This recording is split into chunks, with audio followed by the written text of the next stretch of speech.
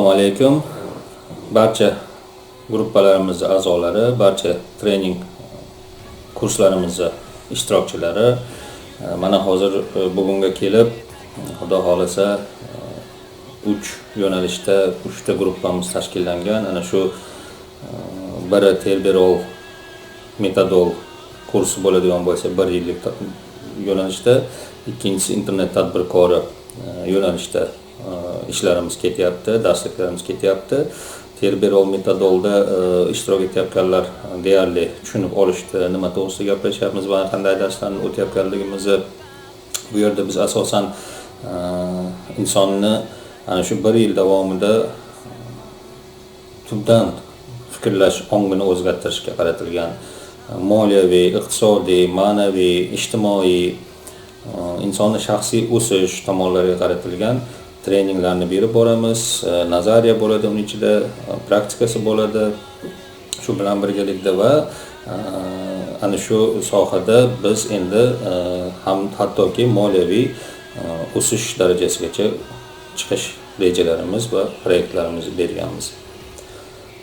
Internet tadbirkori kursida esa 1 yil davomida mana shu biznes platformalarini tashkillash, ana shu o'zini internetdagi biznes faoliyatini ochish, buni boshqarish, qanday rivojlantirish, trafiklarni olib kelish. Trafik deganda ko'pchilik tushunsa kerak, klientlar deb e'tiborga olamiz, ya'ni bo'lg'usi mijozlar, sizni faoliyatingizga qiziqish bildiradiganlarni biz hozircha trafik deb qabul qilyapmiz. Keyin lidlar bo'lishadi, lidlarga aylanishadi, undan keyin mijozlarga aylanishadi va undan so'ng doimiy sizning hamkorlaringizga aylanib qolishadi. Mana shu jarayonlarni bosib o'tadigan va mana shu sistemalarni avtomatizatsiyaga qo'yadigan barcha treninglarni ana shu internet tadbirkori kursida beryapmiz. Yana bitta 3-chi yo'nalishimiz esa samarali onlayn kurslarni yaratish treningi ketyapgan. U ham 3 oylik muddatda beriladi. Asta-asta yangi gruppalar shakllanadi.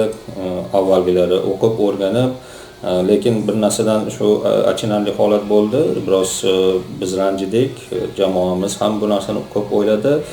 Negaki insonlar mana shu onlayn kurslarni yaratishga qiziqish bildirib, hamma deyarli ishtirok etamiz deb turib harakat qilib kirganlar ham negadir birinchi ana shu darsliklarni ikkinchi, uchinchi darsliklargacha yetib borishgacha borisha olmadi. Balki bu kelgan auditoriyamiz o'zini mehnat qilishga, balki o'zini ana shu kurslarga yondashib vaqt ajratishga imkon topolmagandir balki.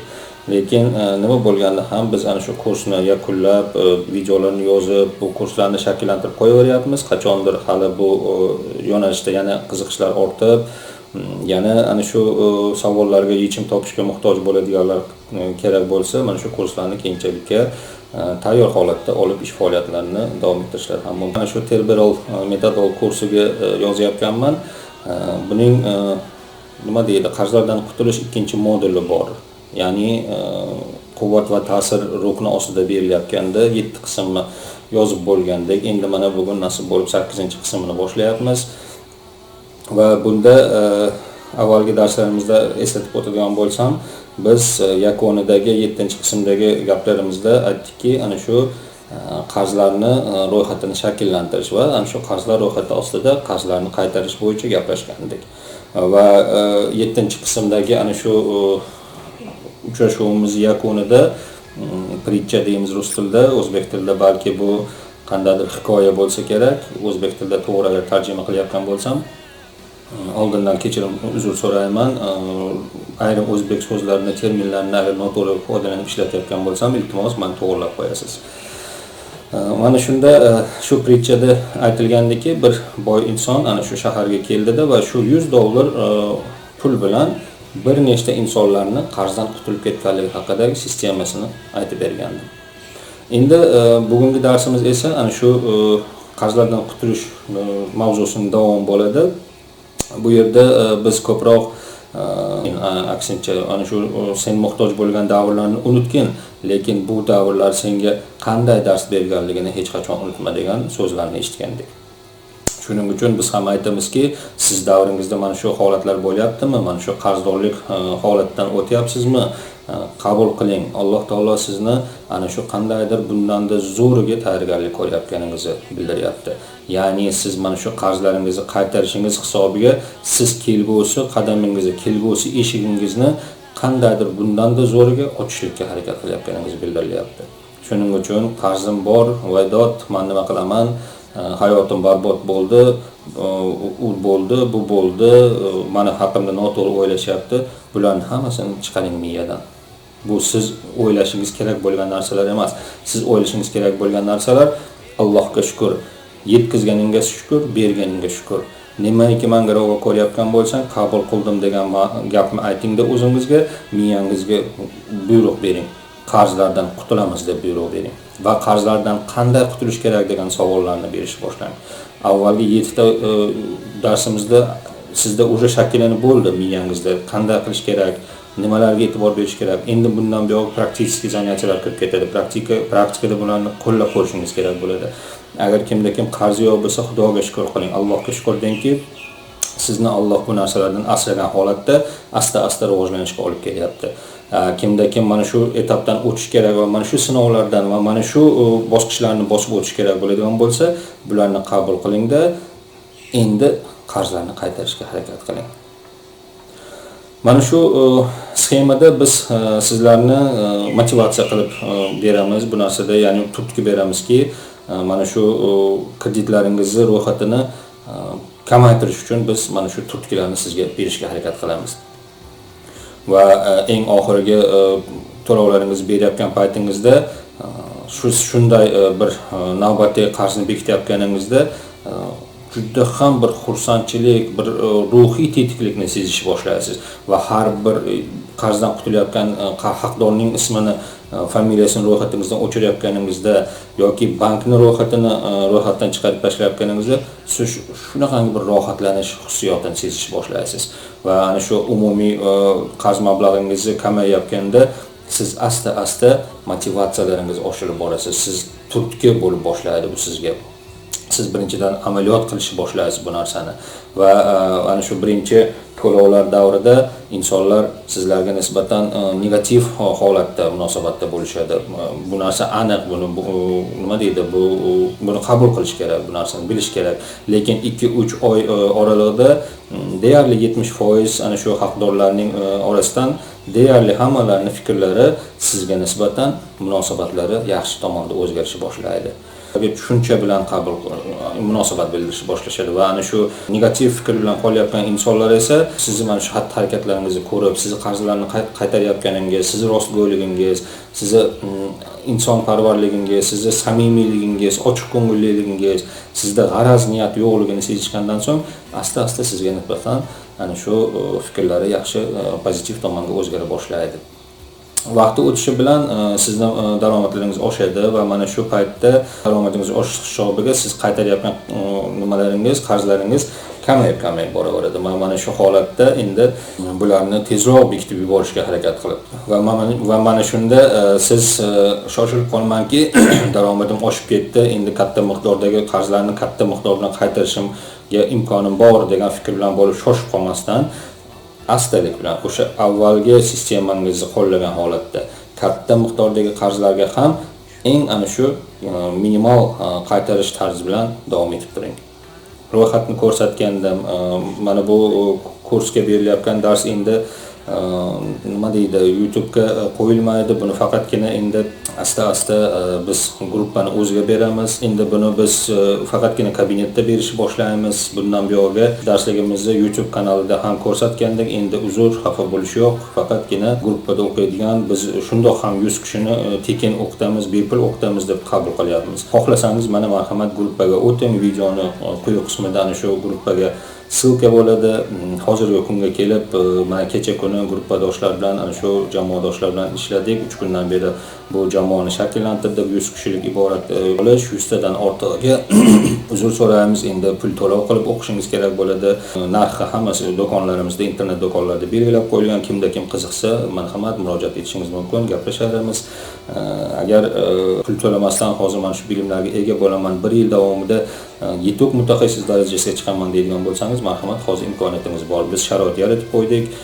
Sizga ana shu kursni tekin holatda sovg'a sifatida beramiz. Internetda onlayn kursingizni, kabinetingizni shakllantirib beramiz va ana shu onlayn kursni siz xohlagan vaqtda, xohlagan mahal biz bergan darsliklar bilan tanishib, o'zingiz ustingizda ishlab borishingiz mumkin bo'ladi. Fikrimni davom ettiradigan bo'lsam, eng asosiysi shu jarayonda har oy kreditorlaringizga, ana shu haqdorlaringizga telefon qilib xabarlashing va ularni keyingi navbatdagi to'lovni qabul qilib olishliklarini so'rang. Bu munosabat, muloqot bo'ladi va agar siz doimiy ravishda har oylik to'lovlarni o'zingiz shaxsan yoki qandaydir bir vakilingizni keyinchalikka ruxsat berishadigan bo'lsa, u vakilni shu bilan gaplashishga ana shu vakilingiz orqali yetkazing. Biz ko'proq tavsiya beramiz, maslahat beramizki, haqdorlar bilan shaxsan o'zimiz vaqt topib, qisqacha suhbat qilib, qo'ng'iroqlashib, hech bo'lmasa ana shu qabul qilib olish haqida bildirib, fikrlashib oling. Siz qarzlaringizga qo'shilayotgan foizlar bo'ladi. Ana shu foizlarni yopishga harakat qiling. Mablag' topdingizmi? Agar mabodo protsent yozilayotgan bo'lsa, qarzlarga ana shu foizlarni darrov yopishni boshlang. Qaysi holatlarda aytaman, lombardlarga qo'yilgan qarzlar bo'lishi mumkin, banklardagi nevyplatalar holatda kelayotgan peniyalar bo'lishi mumkin. Bularning hammasini darrov pulingiz bo'lishi bilan yoping, bekiting. Cho'zib yurmang. Mana shu holatda bilingki, siz kreditlar olmoqchi bo'ladigan bo'lsangiz, foizsiz kreditlarni qidirishni boshlang agar kerak bo'lsa sizga, lekin imkon qadar kredit bilan hayot qilmaslik haqida biz juda ham ko'p gaplashamiz mijozlar bilan. Agar kreditlar bo'ladigan bo'lsa, imkon qadar shu sistemalarni qo'yamizki, shu imkoniyat takliflarini o'ylab ko'ramiz jamoa bilan birga, mutaxassislar bilan birga, ana shu inson qarzlardan qutulish yo'llarini izlaymiz. Va praktikada ana shu qarzlardan qutulish berilgan tavsiyalarni ishlaganini ham ko'rganmiz, haqiqatan ham yordam bergan sistemalar mavjud. Mana shularni taklif qilib ko'ramiz, qaysi sistemani inson qabul qilib o'zida uddalay oladigan bo'lsa, ana shulardan faoliyatini bir tartibga solishga harakat qilinadi. Bu mana shu aytib o'tdim, to'planib kelayotgan qarzlarning protsentlari, foizlarini juda ham tezkorlik bilan yopish kerakligi haqida gapiryapmiz va yana bir marta eslatib o'tyapman. Ya'ni shu yerda ham e'tiborga olingki, ana shu kreditorlaringiz yoki haqdorlaringiz doim sizga protsentlardan voz kechishlik, protsentlarni to'xtatishlik haqidagi fikrlarni juda ham qabul qilishavermaydi. Lekin vaqtlar keladiki, bu haqdorlar sizni vaziyatingizni ko'rib, sizni holatingizni ko'rishgandan so'ng insoniylik baribir insonda bor. Ana shu insoniylikki ruhiyati hisobida ana shu foizlarni to'xtatishadi albatta baribir. Buning uchun faqatgina munosabat qilish kerak, murojaat qilish kerak. Samimiylik bilan gaplashish kerak. Urush janjal emas, ruhan qabul qilib, mana shuni haqiqatan ham harakat qilib to'lov qilyapsiz, lekin bundan da buyog'iga endi hech qanday bir yechim topolmayotganingiz uchun, yechim bo'lmayotgani uchun tushuntirish munosabatlarini bildirish kerak. Har qanday inson baribir ikkinchi insonni tushunadi, bilib qo'ying. Yo'q, men tushunmayman, qilmayman deydigan insonning o'zi yo'q hech qachon. Har qanday razil insonning ham ichida tub ruhiyatida samimiylik, insoniylik yotadi. Shuning uchun faqatgina muloqot deymiz, kreditorlar bilan bog'laning, ularga tushuntiring vaziyatingizni, konsultatsiyalar bilan ishlang, mutaxassislarni jalb qiling jamoaga va mana shu holatda siz o'zingiz tajribali bo'lishni boshlaysiz. Siz o'zingiz professional darajaga chiqishni boshlaysiz va sizning fikrlaringiz endi boshqa insonlarga kerak bo'ladi va siz ana shu amaliyotda bu narsani bosqichdan o'tgan bo'lsangizgina siz endi nima qilasiz? Ana shuni amalda boshqalar bilan baham ko'ra olasiz va boshqalarga berayotgan konsultatsiyalaringiz, maslahatlaringiz hayotida ishlashni boshlagandan keyin siz astalik bilan ana shu bo'lib o'tgan voqeaga minnatdorchilik bildirishni boshlaysiz. Siz Allohga shukrlarni yanada ko'paytirasizki, Alloh rahmat deysiz, minnatdorman deysiz. Mana shu vaziyat orqali meni mutaxassis darajasiga olib chiqqaningga shukr deb olasiz. Sizning kelgusidagi ko'radigan munosabat yaxshiliklaringiz barchasi hali oldinda. Shuning uchun bo'layotgan voqeliklarni qabul qiling, Allohga shukrlar bildiring. Qabul qildim, nimaiki ravo ko'rayotgan bo'lsang qabul qildim deb qo'ying. va qabul qilganingizdan keyin xatti-harakatingiz bilan ham isbotlang buni. Ana shu yana aytib o'tyapman, haqdorlaringizga tushuntiring vaziyatni, yopganingizdan so'ng va foizlarni to'xtatganingizdan so'ng yig'iladigan foizlarni asosiy haq, ya'ni asosiy qarz qismini siz albatta to'lay olishligingiz va albatta to'lashligingiz haqida ana shu kreditorlaringizga bildiring. Shunda bir o'ylanki, agar mana shu fikrni bildirsam, mana shu gapni aytadigan bo'lsam, mani haqdorlarim, kreditorlarim tushunisharmikin degan savol bilan turing. Siz nimadir fikr qildingiz, fikrni o'ylagandan so'ng mani kreditorlarim bu fikrimni tushunisharmikin deb savol bering. Agar sizga hozir vaziyatda og'ir bo'layotgan bo'lsa va siz kerakli summani ishlab topolmayotgan bo'lsangiz, ana shu qarzlaringizni qaytarishga va uning ustiga foizlar ko'payib borayotgan bo'lsa, siz qarzdorlik botqog'iga botib borayotganligingizni sezayotgan bo'lsangiz, zudlik bilan o'z turmush tarzingizni o'zgartirishga harakat qiling. Zudlik bilan siz o'zingiz ustingizda ishlashni boshlang. Fikrlang, ongingiz bilan ishlang, so'rang, savol bering. Savollarga yechimlar beriladi albatta. Yechimlar berib kelinyapti. Bizdan oldin berilgan, bizdan keyin ham beriladi. Hozir berilib kelinyapti. Bu narsani yechimlarini faqatgina qabul qilish, o'rganish kerak xolos. Og'ir bo'ladi. Bir kun og'ir bo'ladi, lekin ana shu uchrashuvlarni boshlaganingizdan so'ng, haqdorlaringiz bilan kelishishni gaplashib boshlaganingizdan so'ng, albatta bular asta-asta yengillashib boraveradi. Siz o'zingiz bu narsani tushunishni boshlaysiz, foizlarni ham yechishni boshlaysiz, og'ir kunlarni ham bir-biriga solishtirmaydigan holatlarga kelib olasiz. Va shunda kechmi, ertami siz albatta mana shu yetuklik, mutaxassislik darajasiga yetib kelasiz. Lekin hechdan ko'ra kech degan so'z bor. Mana shu vaziyatlarni o'tayotgan ekansiz, hechdan ko'ra kech bo'lsa ham shularni bajarib hayotingizdan bosqichma-bosqich o'tib qo'ying shuni. Nimagaki sababi bu sistemalarni qo'llasangiz, bu maslahatlar bilan agar qarzlardan qutulishni boshlasangiz, siz albatta qarzsiz insonga, qarzi yo'q insonga aylanasiz. Bizning ham hayotimizda bo'lgan qarzlar, biz ham qiynalganmiz, biz ham o'zimizni ruhiy tushkunlikka tushishlik tomonlarimizni sezganmiz, lekin u davrlarda bizni o'qitadigan, o'rgatadigan insonlar bo'lishmagan, biz hattoki tushunmaganmiz qanday ish sistema bilan yurish kerakligini. Biz turli xil fikrlar bilan, turli xil amaliyotlar bilan yaxshisini yomonini ajratib olganmiz. Qattiq ham gaplashgan, urushgan, so'kishgan, hattoki kuch ishlatgan davrlar ham bo'lgan haqdorlarimiz bilan, kreditorlarimiz bilan birgalikda.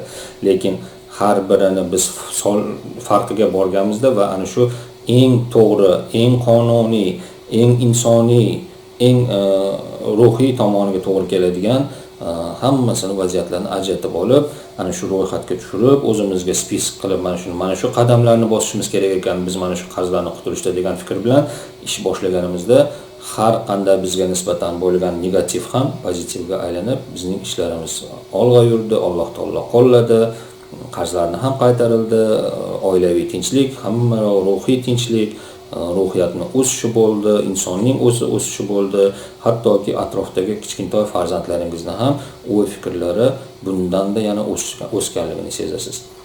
Bilib qo'ying, sizning hayotingiz farovon bo'lsagina Alloh taoloning inoyati bilan yon atrofingizdagi insonlarning ham fikr mulohazalari sof bo'ladi. Shuning uchun avvalambor o'zingizga yordam bering. Boshqalarga yordam berishdan o'zingizga yordam bering, keyinchalik siz boshqalarga yordam berayotgan bo'lasiz. Kechagi kungi buniyachiriy darsdan tashqaridagi uchrashuvlarimizda bir fikr bildirdikki, ana shu insonni kambag'al bo'lmasligi uchun yoki insonga kambag'allarga yordam berishlik uchun ular qatorida bo'lib qolma degandik. Bu nima ma'noda? Bu pul ma'nosida yoki bir moddiy boylik ma'nosida aytilmayapti faqatgina. Bu umuman barcha imkoniyatlardan, barcha ruhiy holatlardan kelib chiqib aytilyapti. Siz kambag'al deganda ma'naviy kambag'allashish bor, moddiy kambag'allashish bor, ruhiy kambag'allashish bor. Mana shularni hammasini e'tiborga olib, agar ana shunday insonlarga yordam berishni istaydigan bo'lsangiz, ular qatorida bo'lib qolmasligingizga inobatga oling. Mana shularni o'y fikr qilib yuring. Va mana shu holat bo'yicha endi aytadigan bo'lsak, siz qarzlarni qaytarishingizni albatta qabul qilib qo'ying, qaror qiling o'zingiz uchun. Pullarni siz qo'lingizga tushadigan bo'lsa, qarzlarga qaytarish degan pullar bo'lgan bo'lsa, albatta qarzlarga qaytaring. Hech qachon biror bir qandaydir bir fikr o'yga berilib ketmangda, men shu bugun mana shu pulni agar biroz aylantirib olsam